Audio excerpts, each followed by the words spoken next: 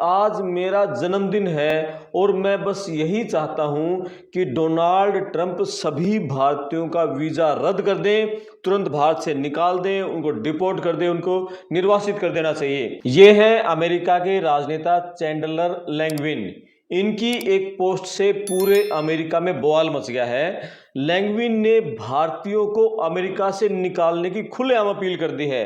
इन्होंने कहा है कि एक भी भारतीय अमेरिका में ऐसा नहीं है जो अमेरिका की परवाह करता हो, अमेरिका की तरक्की के बारे में सोचता हो। यानी जो सारे इंडियन हैं वो हमारा अमेरिका वालों का आर्थिक शोषण करते हैं और सिर्फ भारत और भारतीयों को अमीर बनाने के लिए, समृद्ध बनाने के लिए, उनको संपन्न बनाने के लिए काम करते हैं। उन्होंने कहा कि अमेरिका अमेरिका वालों के लिए है। और जब लैंगविन की इस पोस्ट की आलोचना हुई तो उनको अपनी पोस्ट डिलीट करने के लिए मजबूर होना पड़ा और उन्होंने सफाई दी कि उनका मतलब जो भारतीय अमेरिकी समुदाय है उससे नहीं था, बल्कि उन वीजा धारकों से था जो कि अस्थायी रूप से अमेरिका में रह रहे हैं।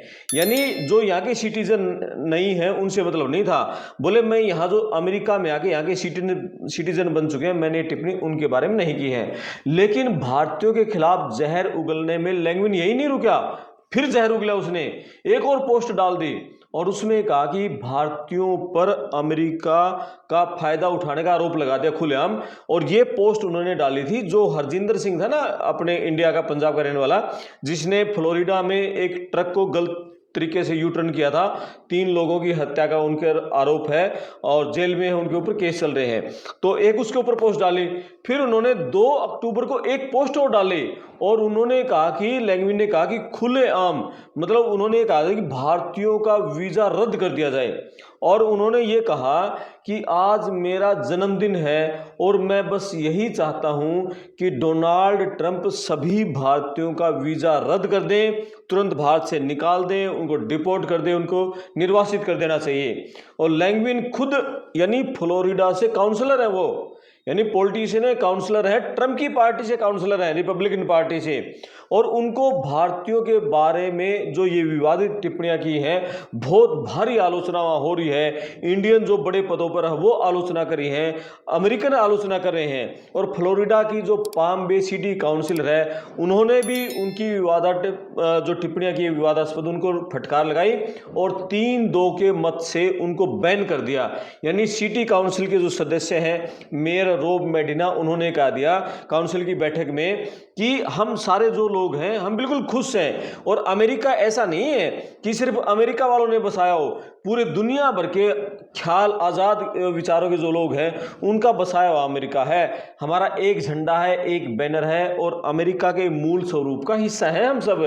और वाशिंगटन रिपोर्ट की एक वाशिंगटन पोस्ट की एक रिपोर्ट, उसमें भी सिटी काउंसिल ने यह कहा कि लैंगविन को अब किसी भी मुद्दे को एजेंडे में शामिल करने से पहले आम सहमति बनानी पड़ेगी। यानी उनको पहले आम सहमति होनी, तभी कोई एजेंडा काउंसिल की मीटिंग में शामिल कर सकेंगे। और निंदा प्रस्ताव के तहत एक निंदा प्रस्ताव पारित किया गया उनके खिलाफ कि किसी भी राजनेता को इस तरह की टिप्पणियां नहीं होनी चाहिए और कमिश्नर उनको इस तरह की टिप्पणियों से रोके और उन्हें समितियों से भी हटाने की बात कही गई। लेकिन लैंगविन ने अपनी टिप्पणियों का बचाव किया और वाशिंगटन पोस्ट से बातचीत में उसने ये कह दिया कि उनका उद्देश्य जो इमिग्रेशन पॉलिसी है उन पर एक डिबेट, एक चर्चा शुरू करना है। बोला मैं पहला कोई रिपब्लिकन पार्टी का मेंबर नहीं हूं जिसने इस तरह की बात कही है, और भी बहुत सारे लोग कंटिन्यू बात कर रहे हैं। और उन्होंने कहा कि जो सिटी काउंसिल ने उनकी जो निंदा की है, उनके खिलाफ जो प्रस्ताव पारित किया है, ये बिल्कुल गलत है और कोई आदमी का अलग थॉट है, अलग विचार है, ये उनका दमन करने वाली बात होगी। ये तो उनको, वो बोले कि मैं अपनी सीट नहीं छोड़ूंगा किसी भी सूरत में, मेरा कोई इरादा नहीं है। यानी कि जो अमेरिका और भारत के बीच में जो संबंध है वो लगातार गड़बड़ है। और ट्रंप ने पहले इंडिया पर 25% टैरिफ लगा दिया था, रेसिप्रोकल। उसके बाद 25% हमें रूस से तेल खरीदने पर लगा दिया, दवाओं पर, ब्रांडेड दवाओं पर 100% लगा दिया। इसका असर ये पड़ा कि इंडिया से जो $8.8 अरब का जो बिजनेस होता था, हर महीने निर्यात होता था अमेरिका को, वो $8.8 अरब से घटकर सिर्फ $5.5 अरब रह गया है। यानी रत्न, आभूषण, कपड़ा, इंजीनियरिंग का सामान, रसायन, कितना सामान 3.3 अरब डॉलर से ज़्यादा का घाटा हो गया। यानी अरबों रुपए का जो सामान अमेरिका को जो नहीं जा पाया, उसका असर अब इंडिया की अर्थव्यवस्था पर देखो कितना होगा। यानी कि वो माल यहीं हमारे स्टोरों में, कंपनियों में, फैक्ट्रियों में यहीं रुका पड़ा है। तो नेचुरली अब जब आगे उसकी सप्लाई नहीं होगी तो जो मैन्युफैक्चरिंग है अब वो कंपनी वालों को कम करनी पड़ेगी, मंदी करनी पड़ेगी, और जो एम्प्लॉयज़ हैं उनको भी हटाना पड़ेगा, भी माल हमारा अब निर्यात हो ही नहीं रहा। यानी बहुत बुरा असर अमेरिका ने इंडिया की अर्थव्यवस्था पर डालना शुरू कर दिया है। और ये तो शुरुआत है, अभी धीरे धीरे इसके रिजल्ट और भयंकर दिखने शुरू हो जाएंगे। हालांकि भारत के जो विदेश मंत्री एस जयशंकर वो लगातार कह रहे हैं कि हमारी जो ट्रेड डील है, व्यापार जो वार्ता है, वो लगातार जारी है। ट्रंप ये कह रहा है कि इंडिया हमारे लिए दरवाजे खोल दे, एग्रीकल्चर में हम अपना माल सप्लाई कर दें। यानी वो वहाँ का मक्का, दूसरी चीज़ें यहाँ भेजना चाहता है।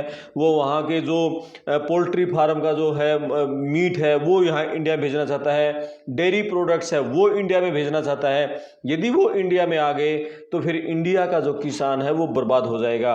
तो सरकार ये सुनने में आ रहा है कि कुछ मुद्दों पर सरकार सहमति बनाने की कोशिश में है। लगातार जयशंकर वहाँ गए थे, पीछे कॉमर्स मिनिस्टर वहाँ गए थे, लेकिन देखो कि इंडिया का कॉमर्स मिनिस्टर वहाँ बातचीत करने के लिए गया, लेकिन अमेरिका के कॉमर्स मिनिस्टर ने हमारे कॉमर्स मिनिस्टर से बात नहीं की। यानी वहाँ जो अधिकारी थे, दूसरे अधिकारियों ने बातचीत कर ली, लेकिन वहाँ का जो कॉमर्स मिनिस्टर है वो हमारे कॉमर्स मिनिस्टर से नहीं मिला। यानी कि जो तनाव है पूरा चरम पर है। और ये जो टिप्पणी की है, ये ट्रंप की पार्टी के ही काउंसलर हैं फ्लोरिडा से, उन्होंने टिप्पणी की है। यानी कि कितना जहर भारतीयों के खिलाफ अमेरिकन में हो गया है, गोरों को कितने इंडियन से चिढ़ हो गई है। इन्होंने ये कह दिया कि जो ये इंडियन है ये हमारा शोषण कर रहे हैं और सिर्फ ये पैसा कमा रहे हैं, अपने देश में भेज रहे हैं, या खुद यहाँ अमीर बन रहे हैं। यहाँ बड़े बड़े बिजनेसमैन, ये सारा बिजनेस इन पे इन्होंने कब्जा कर लिया है। और इसका कारण ये है जो इंडियन है बहुत मेहनती हैं, मेहनत करते हैं, पैसे की सेविंग करते हैं। अब जो अमेरिकन है वो क्या करते हैं, वो पैसा 5 दिन कमाते हैं, 2 दिन की छुट्टी हो शनिवार इतवार की, उस दिन वो पैसा सारा उड़ा देते हैं। वो पैसे की सेविंग नहीं करते, क्योंकि बच्चों की पढ़ाई का, हेल्थ का सारा कुछ सरकार खर्चा उठाती है। अगली पीढ़ी से कोई मतलब नहीं। बच्चा जैसे कॉलेज में जाता है वो इंडिपेंडेंट हो जाता है, पेरेंट्स की उस पर कोई जिम्मेदारी नहीं रहती। लेकिन जो हमारी इंडियन है, हमारी कल्चर है, जो हमारी पीढ़ियों से हमारी जो कल्चर है पैसे की सेविंग करने की, हमारे लोग मेहनत करते हैं, पैसा कमाते हैं, उसको बचाव करते हैं, बचत करते हैं, सेविंग करते हैं, और फिर धीरे धीरे अपने बिजनेस, अपने सेटअप खड़े करते हैं। तो जो इंडियन है वो बड़ी पोजीशन में पहुंच गए हैं, बड़े बड़े बिजनेस पर, बड़ी बड़ी ज़मीनों पर उन्होंने खरीद रखी हैं। बहुत बड़े बड़े किसान हैं, हज़ारों एकड़ के इंडियन किसान हैं, सरदार जी हैं, और बहुत सारे लोग हैं हरियाणा से, गुजरात से, और बहुत सारे जो स्टोर हैं, मोटल पे इंडियंस का कब्जा है। तो इससे जो गोरे हैं वो चिढ़ गए हैं, और ट्रंप उसको हवा देने में जुटा हुआ है।